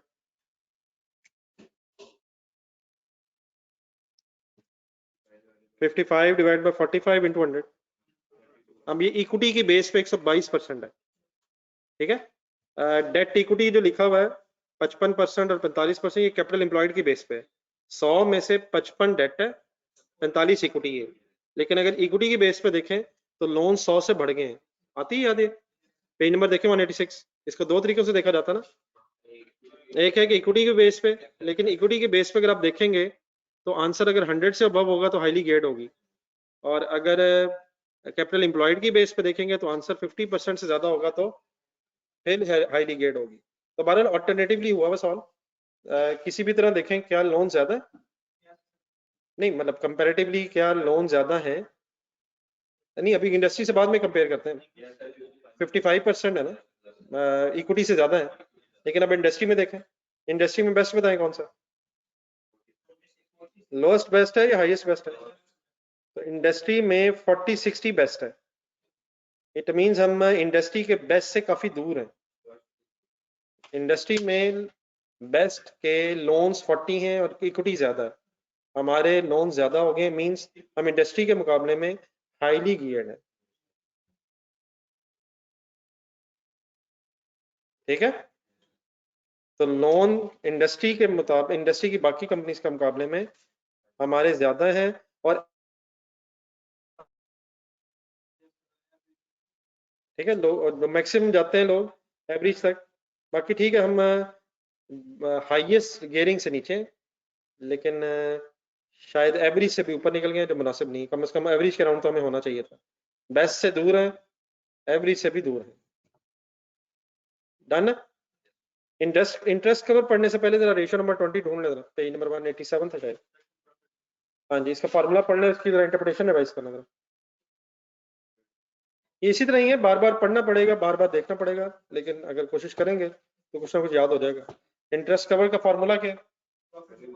Profit before interest and tax है, ऑपरेटिंग प्रॉफिट, और डिवाइड बाय इंटरेस्ट एक्सपेंस है। अगर बेस में इंटरेस्ट एक्सपेंस ज्यादा होगा तब भी रेशियो कम हो जाएगी, और अगर प्रॉफिट कम होगा तब भी रेशियो कम हो जानी है। अब ऊपर अगर आए तो ऑपरेटिंग प्रॉफिट हमारा वैसे ही कम है, तो ऑपरेटिंग प्रॉफिट हमारा कम है, तो देयरफॉर इंटरेस्ट कवर रेशो हमारी शायद कम ही होनी थी, और दूसरा हम हाईली गियर्ड भी हैं, तो इंटरेस्ट एक्सपेंस भी हमारा ज्यादा ही होगा, तो प्रॉफिट भी कम है, प्रॉफिट कम होने के साथ इंटरेस्ट भी हमारा ज्यादा है, प्रॉफिट भी कम होना और इंटरेस्ट भी ज्यादा होना अल्टीमेटली हमारी रेशो को कम कर देगा। जरा सोचें जरा गौर से, प्रॉफिट कम का मुझे कैसे पता चला? वो ऑपरेटिंग प्रॉफिट से, और इंटरेस्ट ज्यादा कैसे मुझे पता चल रहा है? हाईली गियर्ड होने की वजह से। तो अगर प्रॉफिट भी कम है और बेस में इंटरेस्ट भी ज्यादा है, तो हमारी रेशो तो दोनों तरफ से इफेक्ट हो रही है, तो इसलिए शायद हम, अच्छा इसमें बेस्ट कंपनी कौन सी है जी, बेस्ट रेशो कौन सी है? हाँ ये 3 टाइम वाली बेस्ट है ये। तो इसका मतलब हम लो के नजदीक है, बल्कि तकरीबन लो ही है, एवरेज से भी बहुत नीचे है। ठीक है, तो प्रॉब्लम कहाँ है और कहाँ नहीं है, एक दफा जरा रिवाइज करें दोबारा। हाँ जी, ग्रॉस प्रॉफिट में नहीं है, ऑपरेटिंग प्रॉफिट में है। हाँ जी, उसकी वजह से शायद सॉरी एक मिनट, मैं जरा बेस्ट सेलेक्ट कर दूं। 30% बेस्ट था, 15% भी बेस्ट था, और 13% भी बेस्ट था।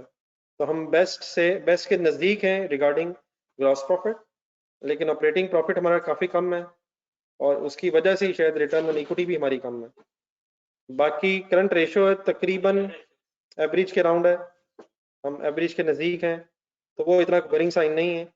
लेकिन इन्वेंट्री टर्नओवर जो है, हाँ जी इन्वेंट्री टर्नओवर ठीक है, लेकिन डेटर्स की कलेक्शन में, लोन्स में, और फिर इंटरेस्ट कवर में इशू है। इट मींस शायद हमें फ्यूचर में फर्दर लोन लेने में मुश्किल आएगी।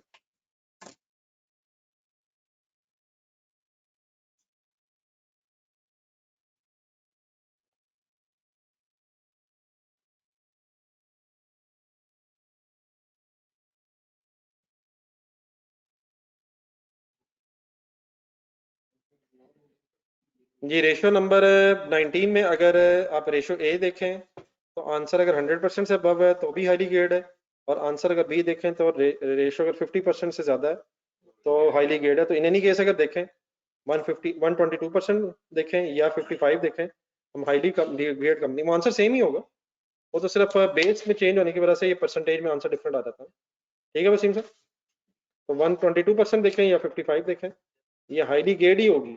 अगर इक्विटी की बेस पे हाईली गेयर्ड है ना, तो कैपिटल एम्प्लॉयड की बेस पे भी हाईली गेयर्ड ही आंसर आना है।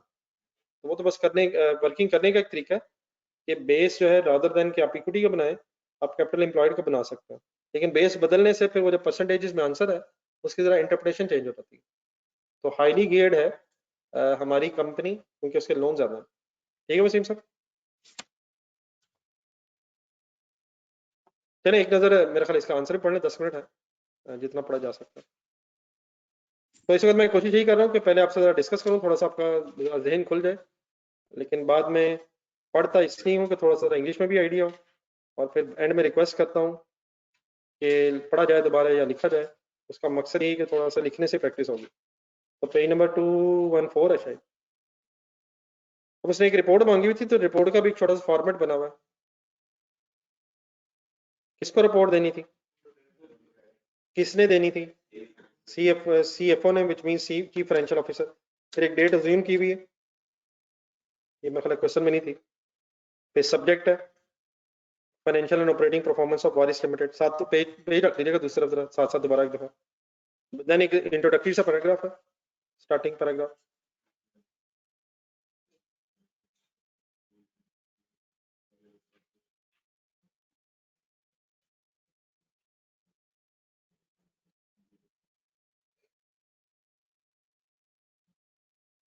जी, एक introductory paragraph. As requested, I have analyzed the financial performance of the Varis Limited with the industry with a view to evaluate the feasibility of launching a takeover bid. 100% shares खरीदना था ना इसके। My analysis of each category of ratio is as follows. अब आने जी 3 हिस्से जरूर ध्यान से पढ़ें, साथ कंपैरिजन जरूर कीजिएगा, उधर से डाटा भी देखना है, सिर्फ इंग्लिश में ना पढ़िएगा, साथ साथ फिगर्स रिलेट कीजिएगा। Gross profit ratio is near to the highest. Agreed है? Yes, sir. While the operating profit is near to the lowest as compared to the similar companies. It indicates that key issue which is affecting WL's profitability is the lack of control over operating expenses. Main मसला operating expenses control ना होना है. The positive aspect of the situation is that we may be able to improve the profitability just by controlling the operating expenses without being required to make significant changes in the current operations. मतलब हमें sales cost of sales में problem नहीं है, बस किसी तरह अगर हम admin selling expenses control कर लें तो हम अपने overall profit को बढ़ा सकते हैं. Okay, पहला paragraph.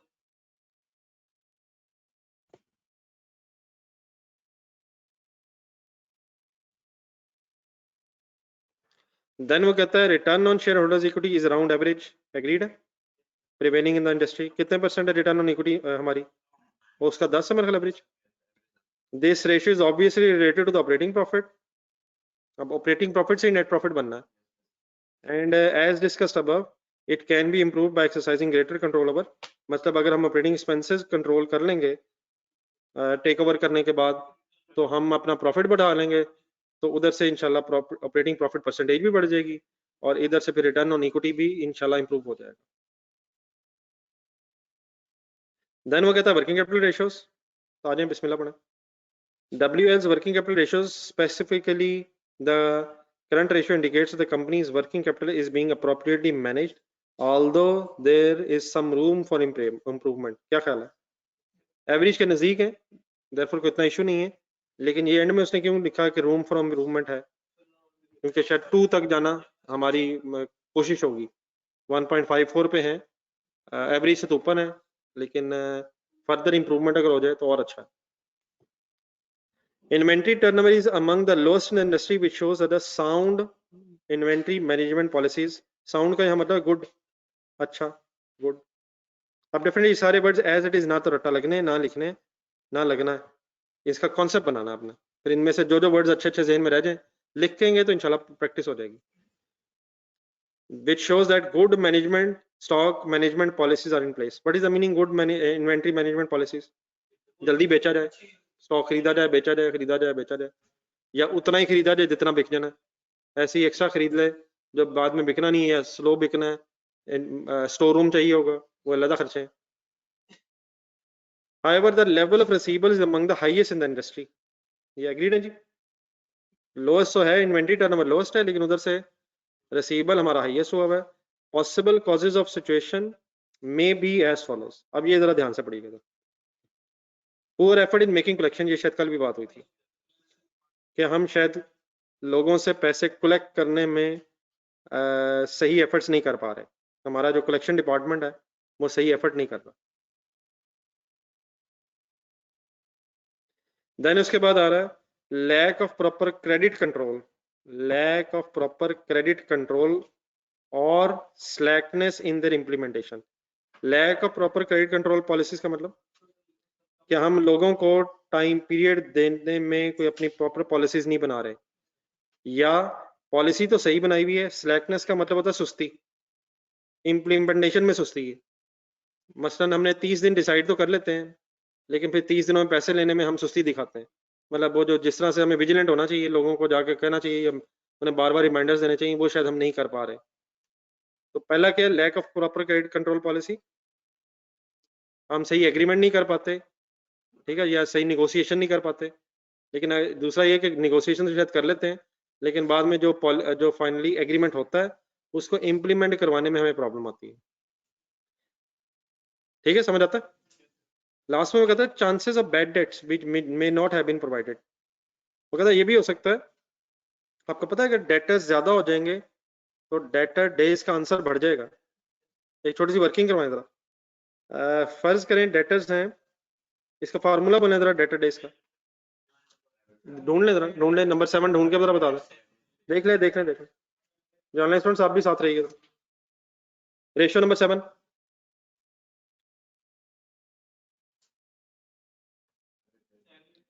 Every trade debtor suppose 1000 है और क्रेडिट सेल सपोज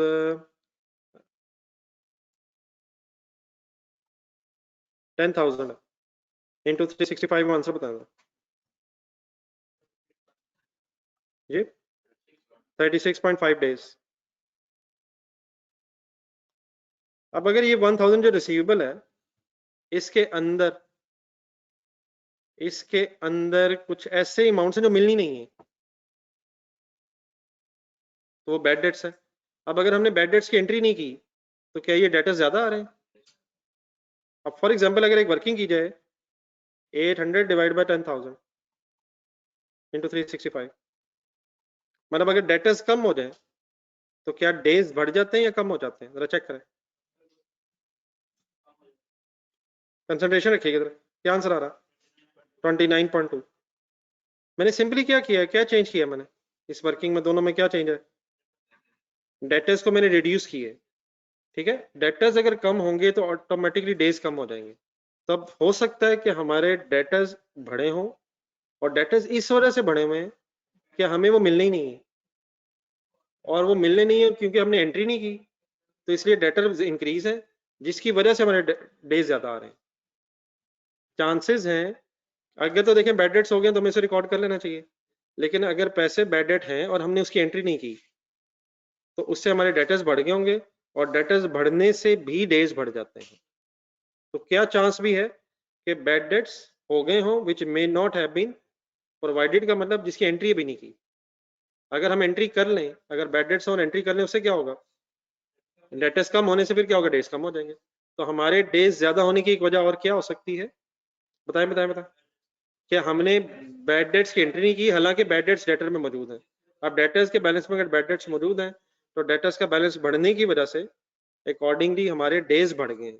तो once again it is possible कि ये भी वजह हो सकती है। तो ये वर्किंग जरा लिख लें।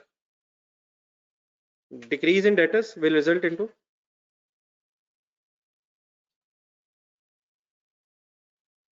decrease in debtors will result into decrease in debtor days। अब असूलन तो ये डेटर्स कम होने चाहिए पैसे मिलने की वजह से, असूलन तो ये डेटर्स कम होने चाहिए पैसे मिलने की वजह से, लेकिन अगर बैड डेट्स है बीच में और वो बैड डेट सही प्रोवाइड नहीं हुए तो उस वजह से भी डेटर्स का बैलेंस बढ़ने से हमारे डेटर डेज बढ़ सकते हैं। ठीक है, ऑनलाइन स्टूडेंट्स आप फॉलो करें।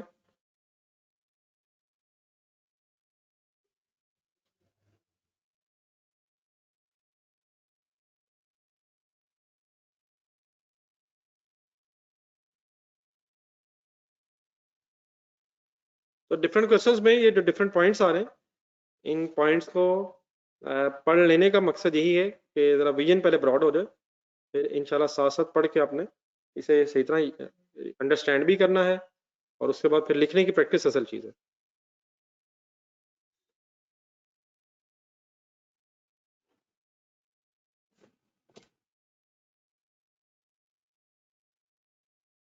नोट कर लेंगे तो बताइएगा काइंडली।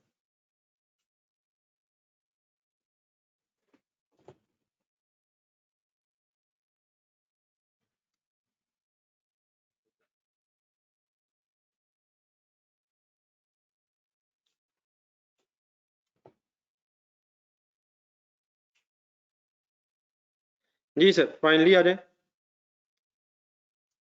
अब अच्छा, ये इस वक्त पॉइंट ये चल रहा था कि हमारे डेटर्स के जो डेज हैं वो ज़्यादा हैं, उसकी पॉसिबल कॉजेज आ गई हैं। हमने ये यहाँ लिख दिया है कि ये पॉसिबिलिटीज़ हैं, लेकिन डेफिनेटली फाइनली कब पता चलेगा?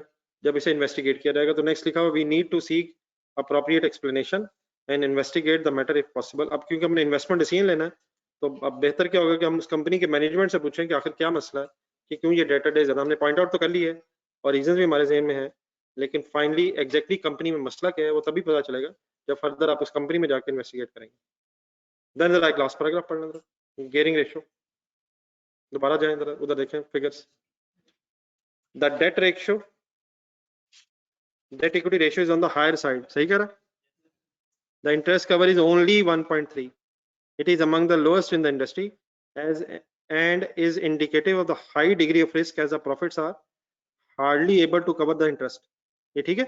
एक मिनट जरा जाएं उधर, हमारी रेशो क्या है? 1.31 है। 1.3 नहीं, 1.3 डिवाइड बाय 1 है। ये डिवाइड बाय 1 क्या है? हाँ जी, हर ₹1 ऑफ इंटरेस्ट के अगेंस्ट सिर्फ 1.3 प्रॉफिट अवेलेबल है। थोड़ा सा भी अगर प्रॉफिट कहीं नीचे गया तो हमें फिर लॉस में से भी इंटरेस्ट देना पड़ता है। तो हमारे जो प्रॉफिट्स हैं वो जस्ट इनफ है, वो बमुश्किल उन्होंने इस इंटरेस्ट को कवर किया हुआ। दोबारा पढ़ें sentence. It is among the lowest in the industry and is indicative of a high degree of risk as the profits are hardly able to cover the interest expense. आप समझ आता है? Just enough, even a slight decline in profitability of the company may have highly adverse impact on the company's profit after tax। इसका क्या मतलब है? हाँ जी, थोड़ा सा कौन सा प्रॉफिट असल में कम हुआ? फॉर्मूले में कौन सा प्रॉफिट है? हाँ जी, थोड़ा सा अगर ऑपरेटिंग प्रॉफिट कम हुआ तो फिर प्रॉफिट आफ्टर टैक्स पे और टैक्स भी अभी लेस होना है। इंटरेस्ट और टैक्स लेस होने के बाद पता नहीं प्रॉफिट आफ्टर टैक्स बचेगा कुछ या नहीं बचेगा। मींस शेयर होल्डर्स के लिए हो सकता है कुछ भी ना बाद में बचे। ये जो 1.3 है ये profit before interest and tax है, इसमें से इंटरेस्ट लेस होना है 1, तो इसमें 0.3 रह जाना है। फिर अगर टैक्स भी बेचारा लेस हुआ तो अपने लिए क्या बचना? ठीक है, तो वो कहता है स्लाइटली भी कम हो गया अगर ये, तो फिर हमारे लिए हमारी कंपनी के प्रॉफिट आफ्टर टैक्स पर शदीद नेगेटिव इंपैक्ट आएगा। और नेगेटिव इंपैक्ट का मतलब प्रॉफिटेबिलिटी पहले ही कम है और कम हो जाएगी, टैक्स देने के बाद तो शायद बचे ही कुछ ना, इंटरेस्ट ही जस्ट कवर हो रहा है, तो अपने लिए शायद कुछ भी नहीं बाद में बचना। सही लिखा हुआ? एक बार पढ़ लें जरा लास्ट पैराग्राफ के बाद।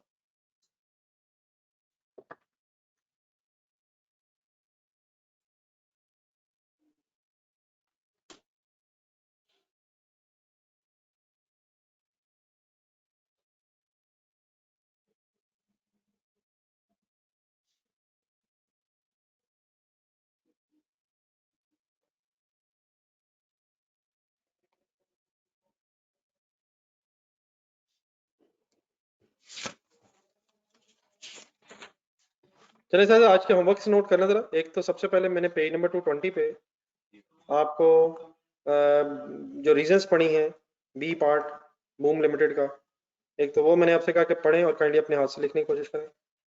और नंबर 2 फिर इसे भी रख लें और यहाँ न्यूमेरिकल रहने दें। कोई ये पेज नंबर कौन सा था? पेज नंबर 2 नहीं 207 पे जो सवाल है इसका, ये तो है ही कमेंट सारे, तो इसका भी जितना जो आंसर है वो काइंडली पढ़ें।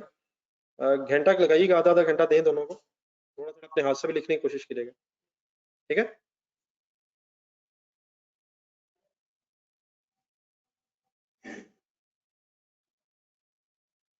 जी रीजन अगर अच्छी है तो तब भी बताएं, बताया हुआ है करंट रेशियो इंप्रूव हो रही है हमारी, अच्छी है, लेकिन फर्दर इंप्रूवमेंट है वो भी बताया हुआ है। ठीक है आजिम साहब?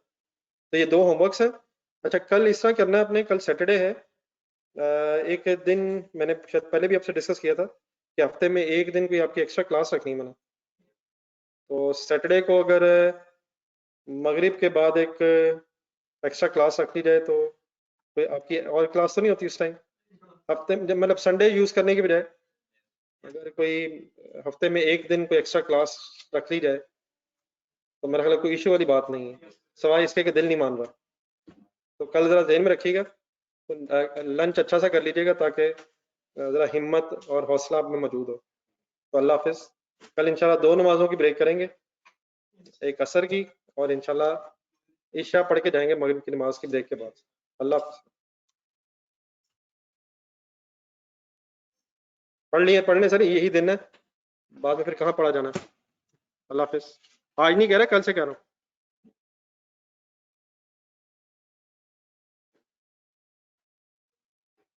जी संडे को भी रख लेंगे। अल्लाह हाफिज।